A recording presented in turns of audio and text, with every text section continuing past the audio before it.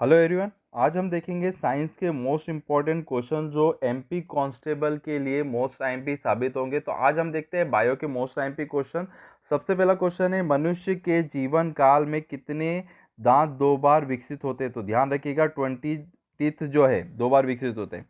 मानव शरीर में पाचन का अधिकांश भाग किस अंग में संपन्न होता है? तो ध्यान रखिएगा स्मॉल इंटेस्टाइन, छोटी आंत में सबसे ज्यादा पाचन होता है। और इसके साथ ही एक और प्रश्न जो एग्जाम में पूछा जाता है, मनुष्य में पाचन की क्रिया कहाँ से स्टार्ट होती है? तो ध्यान रखिए माउथ से। ठीक है, माउथ में सलाइवा पाया जाता है जिसमें अलग अलग प्रकार के एंजाइम पाए जाते हैं।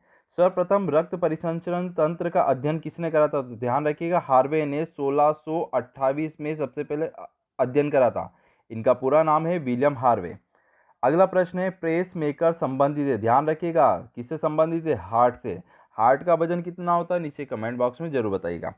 पेस मेकर का कार्य होता है दिल की धड़कन का क्या करना? प्रारंभ करना होता है मोस्ट टाइम पे। गति प्रेरक किससे संबंधित है? ध्यान रखिएगा हार्ट से संबंधित है। अगला प्रश्न है, किनकी भित्तियों पर रक्त द्वारा डाले गए दबाव को रक्तदाब कहते हैं? तो ध्यान रखिएगा धमनी धमनी द्वारा रक्त के द्वारा धमनी पर प्रेशर डाला जाता है। ठीक है, धमनी का मतलब होता है आर्टरीज। ठीक है, आर्टरीज, ये चीज ध्यान रखिएगा। चलिए उसके आगे देखते हैं हम। सोते समय रक्तदाब घट जाता है, ध्यान रखिएगा कितने प्रतिशत? तो 5% रक्तदाब क्या हो जाता है? घट जाता है। मानव रुधिर का पीएच मान जो है 7.4 है, मगर आजकल आपकी एग्जाम में प्रतिशत ये इसका एक रेंज भी पूछ सकते हो, तो रेंज याद रखिएगा 7.35 से लेकर यहाँ पर 7.45 है। ठीक है, किसी से एग्जाम में, ऑनलाइन एग्जाम में, क्योंकि टोटल 70 से ज़्यादा पेपर बनना है तो साइंस तो इम्पोर्टेंट है ही सरी। 3 सब्जेक्ट इम्पोर्टेंट है, साइंस, मैथ्स और रीजनिंग। जी हाँ। चलिए अगली चीज देखते हैं हम। देखिए अगला प्रश्न है, रक्त में पाया जाने वाली धातु कौन सी है? तो ध्यान रखिएगा लोहा, मतलब एफी, आयरन। रक्त का शुद्धिकरण कहाँ होता है? किडनी में। ध्यान रखिए कहाँ पर होता है? किडनी में।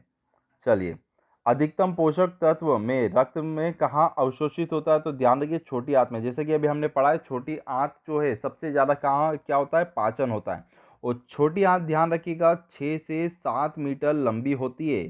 ठीक है, ये प्रश्न भी आपके एग्जाम में आ सकता है, 6 से 7 मीटर या फिर 20 फीट लंबी हो सकती है।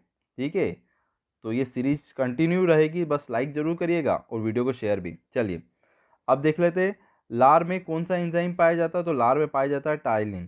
पेट में भोजन को पाचन के लिए किसकी खास आवश्यकता होती है? तो एंजाइम। आपसे एक और क्वेश्चन पूछ सकते हैं, एंजाइम किसका बना रहता है? तो एंजाइम बना रहता है प्रोटीन का। जी हाँ, ध्यान रखिएगा एंजाइम जितने भी शरीर में बने रहते हैं वो सब बने रहते हैं प्रोटीन के। चलिए अगली चीज देख लेते हैं, लार किसके पाचन में सहायक होती है? तो स्टार्च के। ठीक है, ध्यान रखिएगा। ठीक है, स्टार्च, कैप्सूल का कवर स्टार्च का बना रहता है। मानव के शरीर में, मानव के आमाशय में अम्ल एक्स, कौन सा अम्ल है वो बताना है, भोजन के पाचन में सहायता करता है? तो ध्यान रखें HCl, हाइड्रोक्लोरिक अम्ल, जिसका पीएच मान होता है 0.9 से 1.5 होता है। जी हाँ स्टूडेंट्स। चलिए अगला देख लेते हैं, क्रेब चक्र में किसका संश्लेषण होता है? तो ध्यान रखिए पायरुविक अम्ल का होता है। मानव शरीर में खून के शुद्धिकरण की प्रक्रिया को क्या कहा जाता है? तो ध्यान रखिए डायलिसिस। जी हाँ, जिसकी किडनी खराब हो जाती है तो डायलिसिस करवाता है।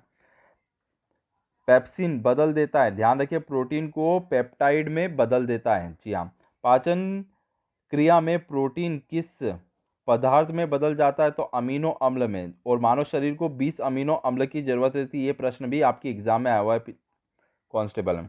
वह अंग कौन सा है जो मानव में ग्लाइकोजन को कार्बोहाइड्रेट में जमा कर देता है? तो ध्यान रखिएगा उस अंग का नाम है यकृत, लीवर, जो शरीर की सबसे बड़ी ग्रंथि है। पित्त किसके द्वारा पैदा होता है? तो ध्यान रखिए यकृत। ये अक्सर बुकों में गलत मिलेगा, मगर ध्यान रखिए यकृत में पैदा होता है और पित्त रस जमा होता है पित्ताशय, पित्ताशय में होता है गाल ब्लेडर। जी हाँ, ठीक है, ध्यान रखिए गाल ब्लेडर में। चलिए अगली चीज देख लेते हैं हम। जी हाँ, स्वस्थ मनुष्य का रक्त दाब कितना होता है? तो ध्यान रखें 120 से 80 mmHg। जी हाँ, पारे का मीटर है। चलिए बहुत ही जल्दी संडे तक आपके 2200 फैक्ट साइंस के। जी हाँ, तैयार हो जाएंगे तो उसकी PDF मिल जाएगी। इंग्लिश और हिंदी मीडियम दोनों में अवेलेबल रहेंगे।